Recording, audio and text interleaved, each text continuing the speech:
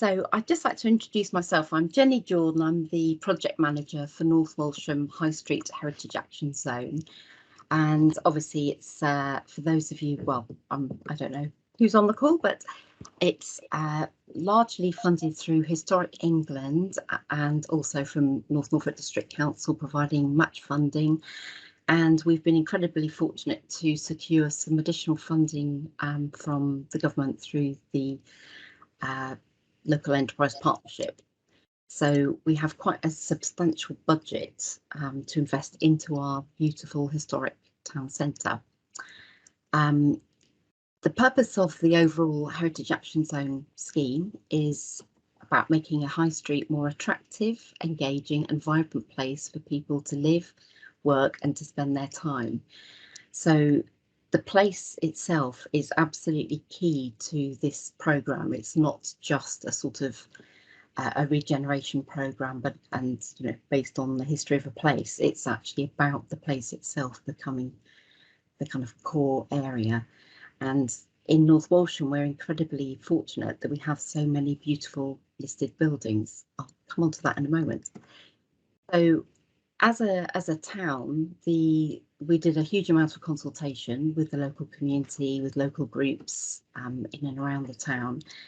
And people felt very much that North Walsham is a town where people are proud to live and they also love to visit. And what we want to do is to enhance that through our Heritage Action Zone programme. So the zone itself, this little map, for those of you who may not be familiar with North Walsham, this is obviously, it is a very compact town centre. It's a small market town.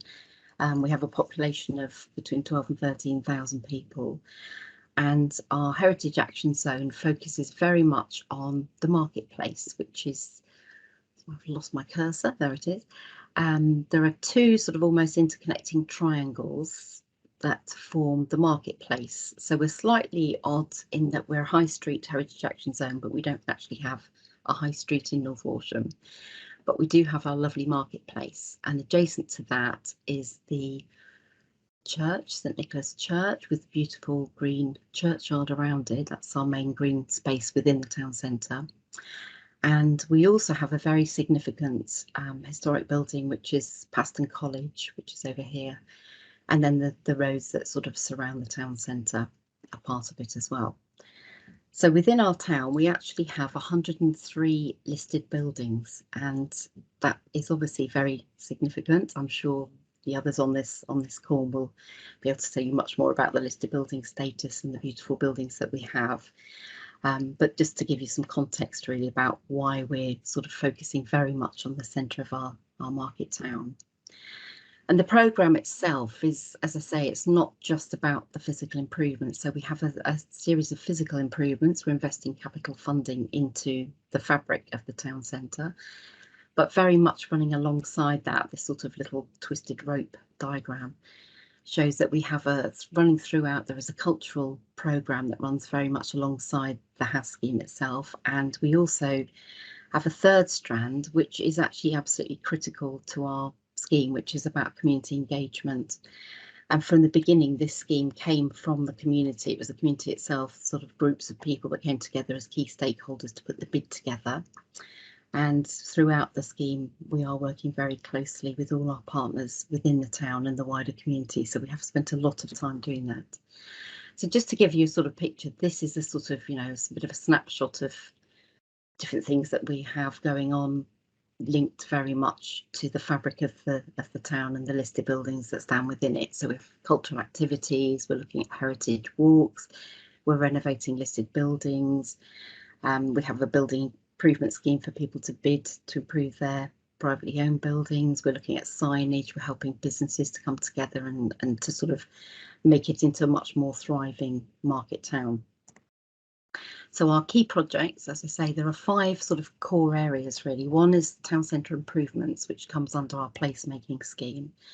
And that's very much focused on the marketplace and those surrounding streets, and also the sort of interconnecting lokes and gateways. We have little paths and alleyways and things which we call lokes in Norfolk. And they very much link and sort of draw people through the town centre. So we have a large scale sort of public realm and highways improvement scheme. We also have a project which is the Cedars, is a grade 2 listed building which is actually owned by North Norfolk District Council. It has been vacant for several years, and I'm really excited to say that work started on site last week. So we now have a contractor who's put the scaffolding up and is very busy sort of taking it back to what it hopefully would have been like in the past and make it usable again for the future. So I think we're very keen to ensure that our scheme is sort of looking at those listed buildings, but also bringing them back into sort of modern use and making them usable and you know, future proofing in a sense, making them more sustainable for the future. And a lot of what we're trying to do with our vacant buildings is bring them back into some sort of use. And that building in particular, we're looking at public or community use for. We also have the Building Improvement Grant Scheme, which is where individuals can apply for, whoops, sorry, jumped ahead of myself there. They can apply for grants on buildings, and we're really pleased that we had our first approval last week from Historic England, which is an old pub, another grade 2 listed building in the town. So that work will start on site, renovating that building. So very soon we're going to have scaffolding and hoardings up all over the town, which is really exciting. We've just reached the end of our second year and we've got another 2 years of the programme to go. The fourth sort of element of our work is on heritage research and training, and this is very much we have local groups within the town. We're incredibly fortunate. We have a lovely heritage centre and we also have an archive group, and they have an amazing collection of over 10,000 photographs and bits of material and information. A lot of it relates to the town centre and in particular the buildings within it and the people who've lived or worked in them. So we work really closely together and we're very keen to sort of enhance and use that heritage research and information to sort of share with people the stories of the town, and that's what will bring it to life, I think.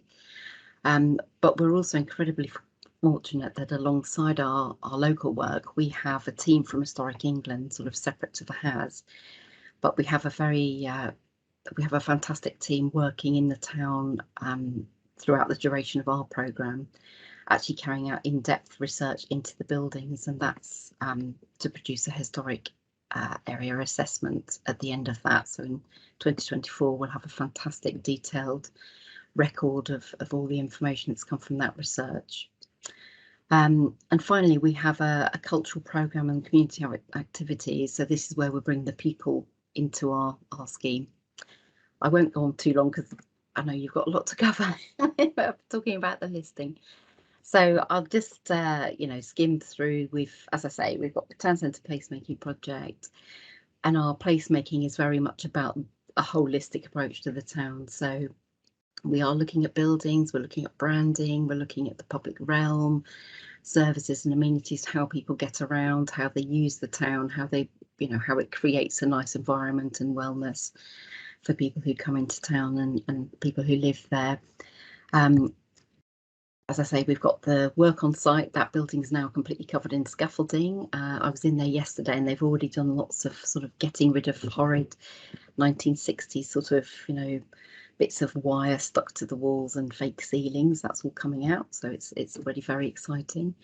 We have our building improvement scheme that's happening, and the heritage research. I won't go into too much more detail because I think you've probably got plenty to talk about really, so I'll stop sharing my screen now. That's fantastic, Jenny. And back to you, Ellie. Thanks so much, Jenny. And during the presentations, if you'd like to draw anyone's attention to any of the community engagement activities that you have coming up, please just post the links in the chat and then people can explore them, because it's a great opportunity to be able to share that news while we have people on the call. Brilliant. So thank you so much for that introduction to the High Street Heritage Action Zone. And I'd like to invite Matt Cooper, our Senior Listing Advisor, to give us our next presentation, our introduction to listing. Thank you, Matt. Thanks, Anuja. First of all, can I just check that you can hear me and see the presentation? Yes, great. Lovely. It's a good start. So I'm going to talk for hopefully just under 15 minutes to provide you with an introduction to the list and to the list's role in North Walsham. So I should start with what the list actually is. It is a real list, and its official name is the National Heritage List for England. It includes several different categories. We have the largest category by far is listed buildings, and there are over 400,000 of them on the list across the whole of England.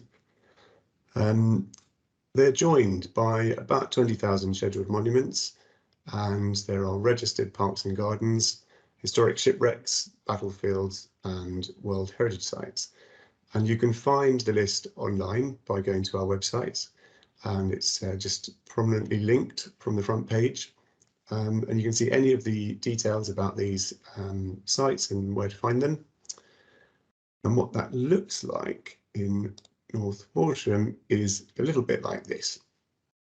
So you can see, hopefully, the kind of greyed out satellite view of the town and a whole load of blue triangles, which are the best part of the 103 or so North Walsham list entries. So those are listed buildings marked by the blue triangles. And the red splodge there, which I'm sure any locals joining us will be able to work out what that is. That the red mark is a scheduled monument. And that's the state of the list in North Walsham today in 2022. But that's taken the best part of 100 years to build up to that level of recognition and heritage protection. If you were to go back to, I think, 1930, there would be only one mark on this map. And I'll give you a few seconds just to think about which building you would designate if you had only the opportunity to do one, as the inspector did in 1930. And I'll put you out of your misery. It is, of course, town's iconic, I dare to say iconic, Market Cross, which in 1930 was added to the schedule of monuments. And that's the oldest form of heritage protection we have in England. Its roots go back to the 19th century, the scheduling that is, but really it's been happening in earnest since 1913, when proper protective powers were introduced for the first time. The schedule is ultimately overseen by the Department for Culture, Media and Sport and their Secretary of State. And entries to the schedule are made on the basis of recommendations provided to the Secretary of State by Historic England, although it is their ultimate decision as to what they take forward. The first assets on the schedule were tended to be prehistoric, very monumental and very archaeological. So the classic sort of poster boy of a scheduled monument would be Stonehenge. But today there are over 200 categories of scheduled monument. And here in North Walsham, we have this phenomenal Tudor Market Cross. And in the picture there, which is from Historic England's own archive, again, you can find these online. It shows the Market Cross with a World War II pillbox still at the bottom of it, which is, what an astonishing image. I think this is from 1947.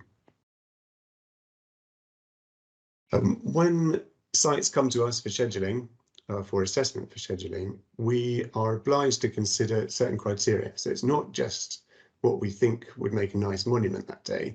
We have to examine the site's suitability, and we assess it for the key criteria is national importance for its archaeological and historic interest. Those are terms set out ultimately by the DCMS in their principles of selection for scheduled monuments. And we apply various key factors that we look to obtain a kind of level of national consistency in the process. So we look at all these factors when we make our recommendations for scheduling.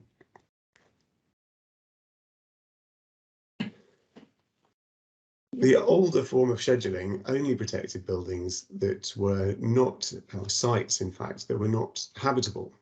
And in the Second World War, the rate of change on the streets across the country led people to start seeking protection for other kinds of historic structure. And during the war itself, salvage lists were produced to stop buildings being demolished. And that formed the basis of the listed buildings that we have today. In 1950, right at the start of the concerted national effort to list buildings, June 1950, listing arrived in North Walsham, and there were 4 assets added to the list at that time. As you can see a couple on the screen here, we've got St Nick's Parish Church, and which is grade 1. Paston College is grade 2. The Market Cross, rather splendidly, was added to the list at grade 1 in addition to being scheduled. And a house just outside the High Street Heritage Action Zone area on Aylsham Road was listed at grade 2 star. I keep using these grades, which are used to help identify the level of special interest we find at the site. So a grade 2 listed building, which is the majority of buildings on the list, that will have to demonstrate a level of special interest for its architectural and historic interest at a national level. And they occupy about 92% of the list. And of more than just special interest are those buildings that meet the grade 2 star threshold, and they're about 5.8% in that category. And the really exceptional sites that might have an international level of interest, or in that top 2.5% that are grade 1 listed. So they include the Market Cross and St Nicholas Parish Church. So it's very special to have 2 so close to each other in North Walsham. After the 1950s, those 4 buildings, North Walsham had a spate of listings in the 1970s, exactly 50 years ago. In fact, in 1972, the bulk of the list of the current listed buildings in North Walsham were identified and protected with grade 2 listed status. On the screen now is the youngest listed building in North Walsham, added in 2003 as the Church of the Sacred Heart. And on the left, you can see again how we apply criteria. So just like the scheduling monuments, we have principles of selection set by the DCMS. We have those key criteria of special architectural and special historic interest that we're looking to identify if we're going to recommend a site for listing. And we have key factors such as age and rarity and aesthetic merits that we apply whenever we're looking at a building and assessing its potential for listing. Helping us to do this are guides that consider broad categories of monuments or listed building types. And you can see those on the left, the selection guides.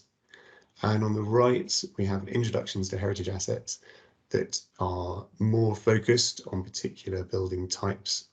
These are produced by Historic England and available on our website, and they are just fantastic resources for learning in a way that's, I think, approachable and not too lengthy, exactly everything you might need to know about the streets and the buildings and the fields around you. So if you've got an interest in the type of building that you found in North Walsham and you want to know more about it, just to get that architecture and history in context, these are the resources that we use, and they are just brilliant. So I'd encourage you to go and find out more about those online if you are interested. Just outside the High Street Heritage Action Zone area in North Walsham, we do have a couple of registered parks and gardens. So I bring this up just briefly. This is Gunton Park, which is grade 2 star registered. The register is administered entirely by Historic England, and we've been registering things since 1983. And here you can see a fabulous English country house landscape with avenues, parkland, and a huge water feature. But we also look at cemeteries and institutional landscapes like hospitals and schools, or even domestic gardens. So if you know of anywhere in North Walsham that might have the potential for this kind of assessment, it'd be good to hear from you. And uniquely for the heritage action zones around the east of England, I've brought up the registered battlefields here as well, because we did once get asked to consider the Battle of North Walsham for its suitability as a registered battlefield.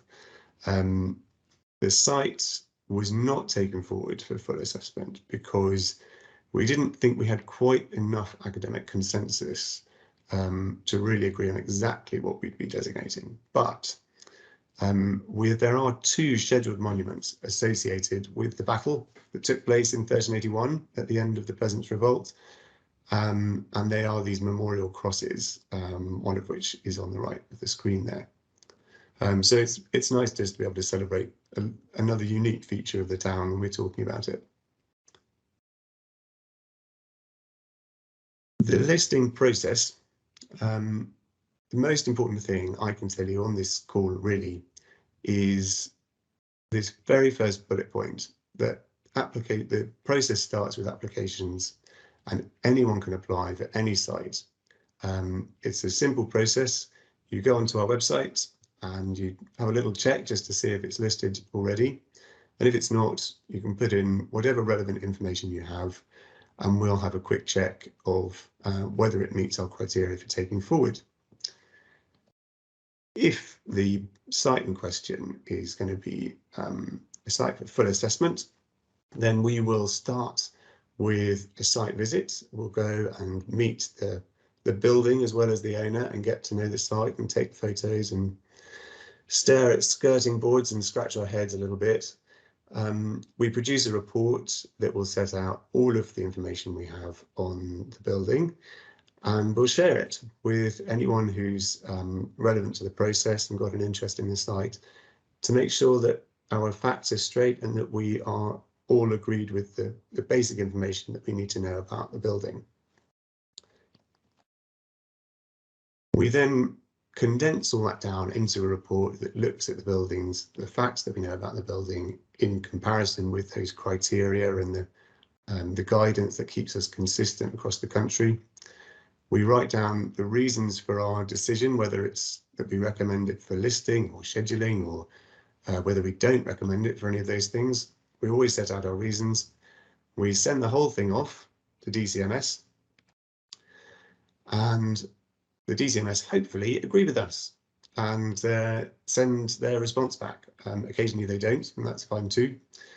At which point the decision is published, either on the Heritage List for England, if the building has been added to the list, or on the Heritage Gateway, which you can find online too. And that's the end of the process, at which point we enjoy life after listing. And that seems an appropriate point to pass on to Meg. Matt, before we do, we've received a really great question in the chat. I don't know if you can see the chat there yourself. I can't, so I'd love to hear That's it. perfect, if you don't mind me reading it out. So Bob Wright asks, a scheduled ancient monument obviously stems from the 1882 Act, but in reality, does it offer protection any different to a Grade 1 listing? It's a tough question. That is a tough question. And yes, they do, both scheduling and listing have their roots, their sort of statutory protections in Acts of Parliament. The scheduling protections today come from the 1979 Ancient Monuments and Archaeological Areas Act, and they require sites to be kept in the condition in which they've been passed down to us. So that can be quite a conservative threshold to meet, and permission for changes to scheduled monuments is given by DCMS directly on the basis of advice from Historic England. So it's a different process and a different act for listed buildings, which are governed by the 1990 Listed Buildings and Conservation Areas Act. And permission for changes to alter or extend listed buildings are perhaps more routinely handled and are given normally by local authorities, by your local council. Historic England does get involved in changes to Grade 2 star and Grade 1 listed buildings at any level. I would say the systems are designed so that listed buildings can be more flexibly adapted because there's a recognition that they will be inhabited and used in a way that scheduled monuments are designed more for monumental preservation. But there'll be exceptions to everything that I've just said. I hope that helps though. No, it's a great answer and a great question. Bob, we hope that Matt has answered your question for you. We'll take that as a yes. Yes, brilliant. Thank you, Bob. And please do continue to submit any questions or comments that you might have in the chat. Now we'll pass over to Meg at Place Services. Thank you very much, Meg.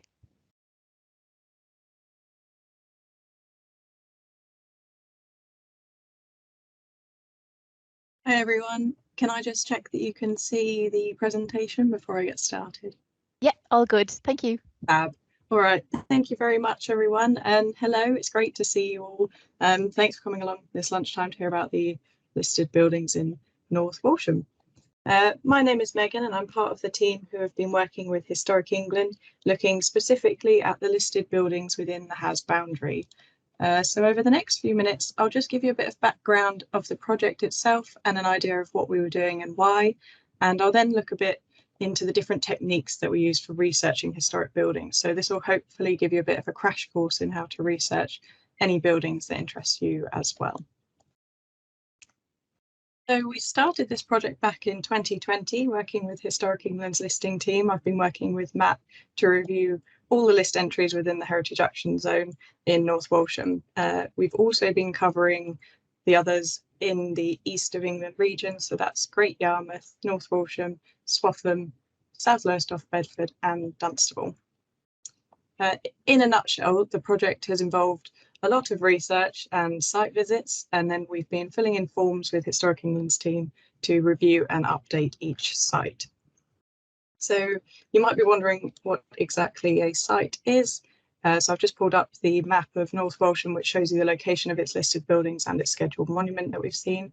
So as everyone said, North Walsham is absolutely packed with listed buildings. Each of these blue triangles correlates to a listed building. So you can see that nearly every building on the marketplace is listed, and many of the side roads as well contain listed buildings.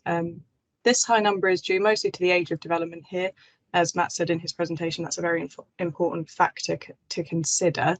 I've just highlighted one entry as well here to give you an idea of what we were looking at. I know it's quite small, but hopefully you can see here that this is for Church Street. So it's the pub there on Church Street, the White Swan. You can see the description is effectively written as a series of bullet points about the building. So it's all factual, but written in slightly broken sentences and a little disjointed, which makes it useful architecturally, but a little bit difficult for newcomers to understand. So that was our role here in the project. It was to check all of these blue triangles to make sure that these details were still correct, make any small scale amendments and redraft the text to make sure it was more understandable if you're coming at it fresh. So we would add in historical background, summarising our research on the building and its wider context within the town. Okay, so now on to the fun part. In this bit, I'll just take you through how we did the research and give a bit of a crash course for researching historic buildings and structures. We think a helpful way to break down your research is to cover three main aspects. So you'll be wanting to look at home-based research, archival research, and then site-based as well. This kind of breakdown is mainly to help you think about how to approach researching, as it can all feel a bit overwhelming at the start of a project, but you can of course return to each phase at any time, do them in any order.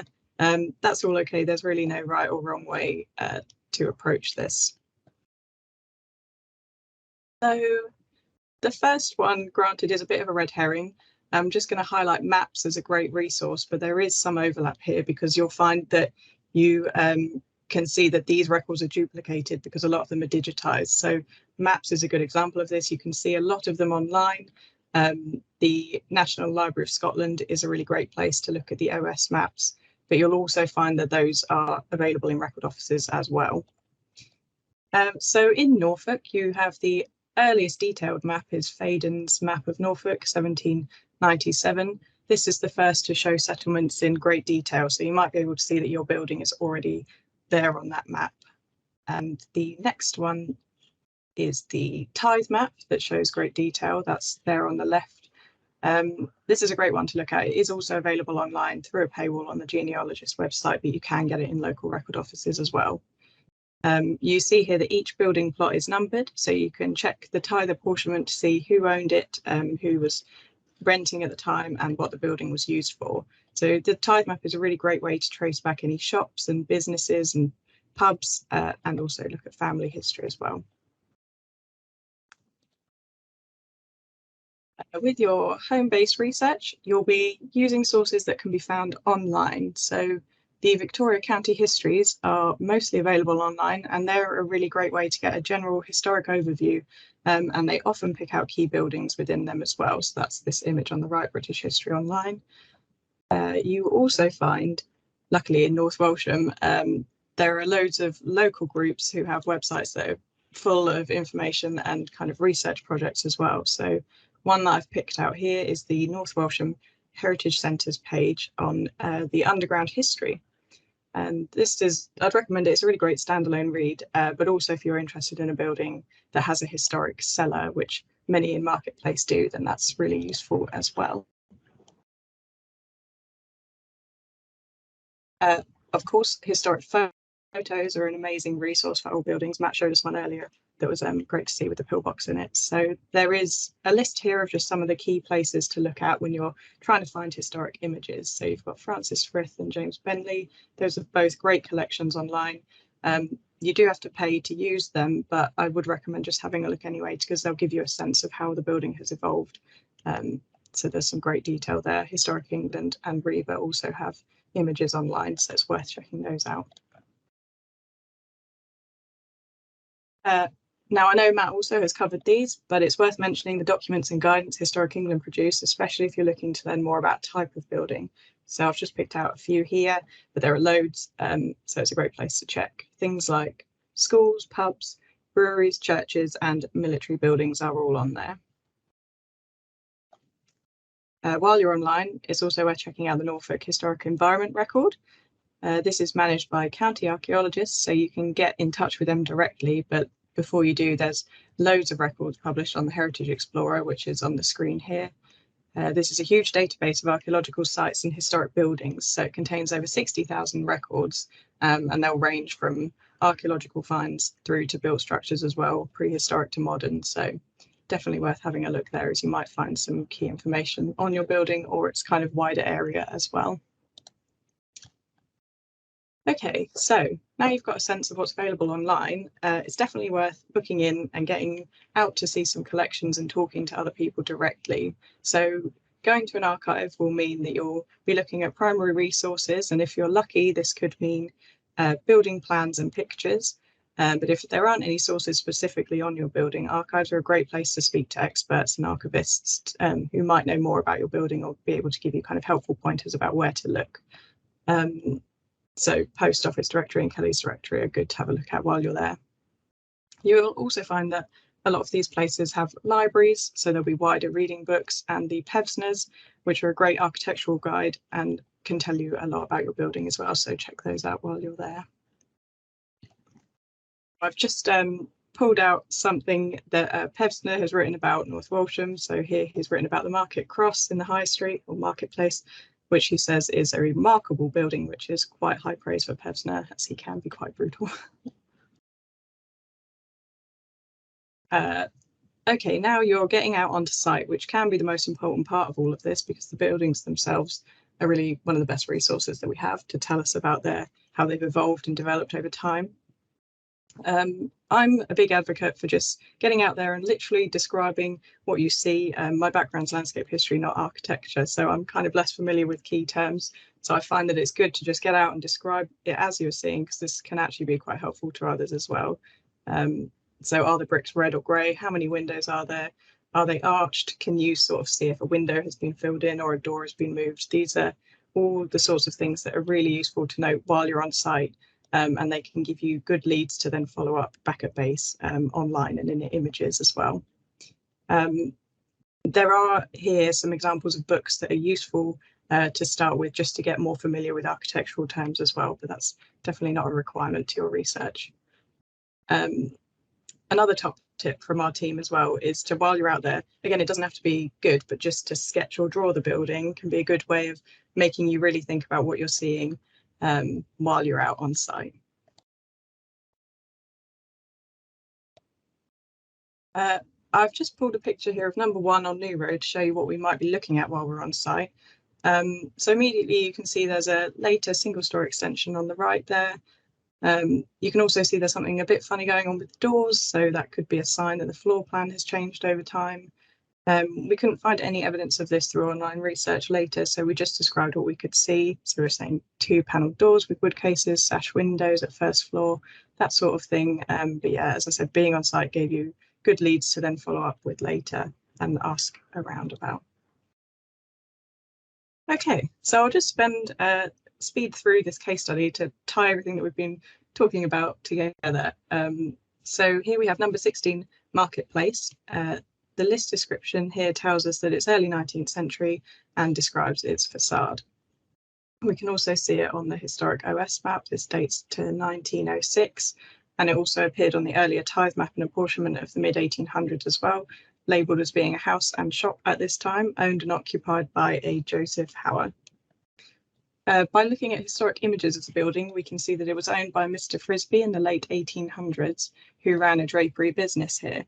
And the community archive page also tells us that a Mr. Benjamin Barker ran a drapery here as well. So it has a fairly long history being run as a drapers.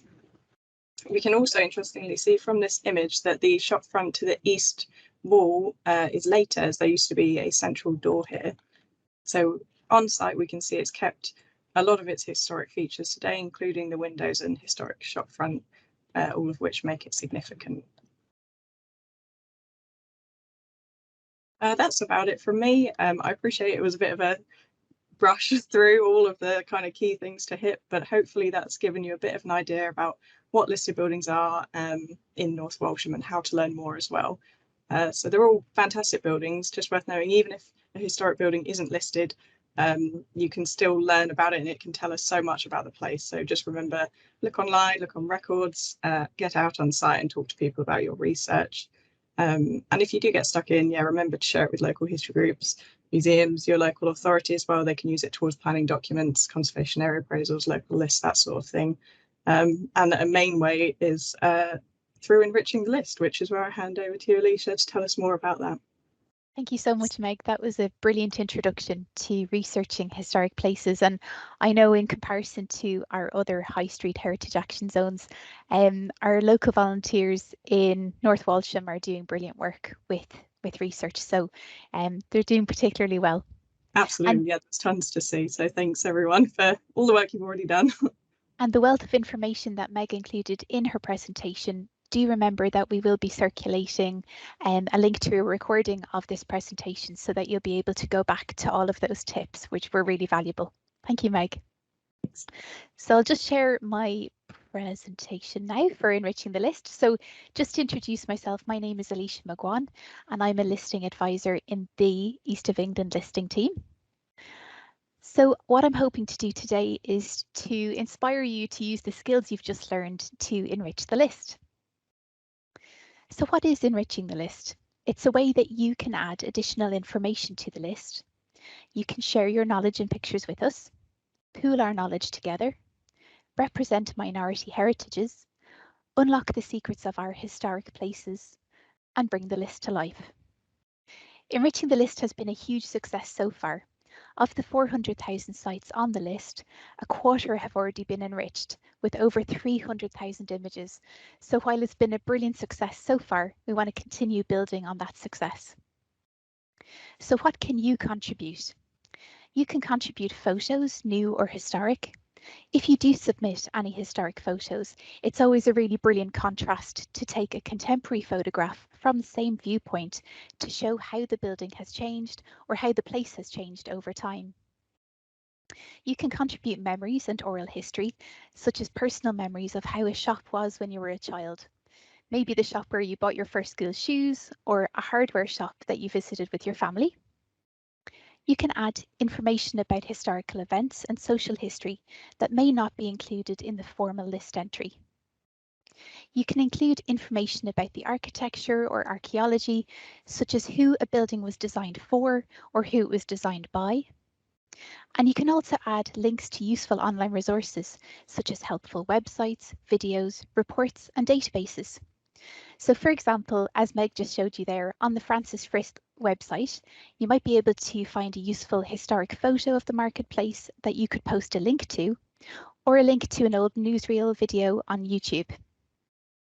I know that there will be a wealth of research produced during the North Walsham High Street HAZ, including by local research volunteers and Historic England's expert architectural investigator colleagues.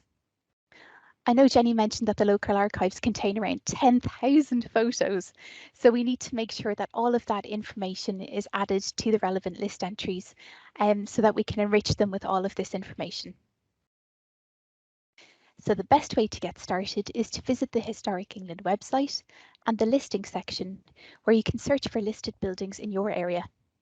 You can search by place name, postcode, or keyword, and here I've searched the map for North Walsham. You'll see it's brought up the town centre and shows you all the listed buildings as blue triangles, and any scheduled monuments as red shapes, and any registered parks and gardens as green shapes. I'd like to show you St Nicholas Church, which is tucked away behind Marketplace in the heart of the High Street Heritage Action Zone. If I click on View List Entry, it brings me to an overview page, which shows that the church was listed at Grade 1 in 1950. If I click on the Official List Entry tab along the top, it shows the formal list entry, the text of which I've magnified on the right-hand side. So it's pretty brief, but in a nutshell, it tells us that the church was mainly built in the 14th century and picks out a few important interior features, such as a late 15th century screen, a 15th century font cover, and a 16th century altar table in the south chapel. So it doesn't tell us much really about the building, does it? If I click on the third tab along the top, the Comments and Photos tab, it shows us that one comment has been added by Church Care, who tell us to find out more about the history, archaeology and architecture of this Grade 1 listed church, go to the Church of England's online heritage database, the Church Heritage Record, and they provide a link to that. But if you follow that link, you'll find very helpful photographs of the exterior and interior, as well as a plan of the building. So that's a great example of enriching the list with a link to a very useful website. But you can also enrich this list entry with current photographs, historic photographs, your personal memories of the building, and any other useful information. On the right-hand side of the screen, you'll see that you can report an issue if you ever find that a list entry has a typing error or requires corrections to the name, address, list description, or mapping. You can let us know by reporting an issue and we'll carry out a minor amendment. So just a small few things not to add. Please don't contribute any personal information which can be used to identify an individual. Please avoid photographing people and faces in the foreground of photos. Please avoid or blur out car registration plates. And please don't include any advertising or promotion of commercial activities. Now I'd love to share with you what I hope will be an inspiring example of enriching the list undertaken through our Heritage Schools programme in Oldham. The town hall in Oldham was constructed in the mid-19th century and was recently adapted for use as an Odeon cinema. While it is outside of our region, I hope it will illustrate what can be achieved by engaging diverse audiences to enrich the list, and in this case, local school children. After learning in the classroom what it means for a building to be listed, the children visited the old town hall to learn about its place in the history of the town. They looked at the building in detail through a drawing activity, which you'll see in the top left corner, and learned how to describe the building and its historic features. They looked at old photographs of the building to learn how it had changed over time, and brilliantly dressed up in old costume to recreate a historic photograph.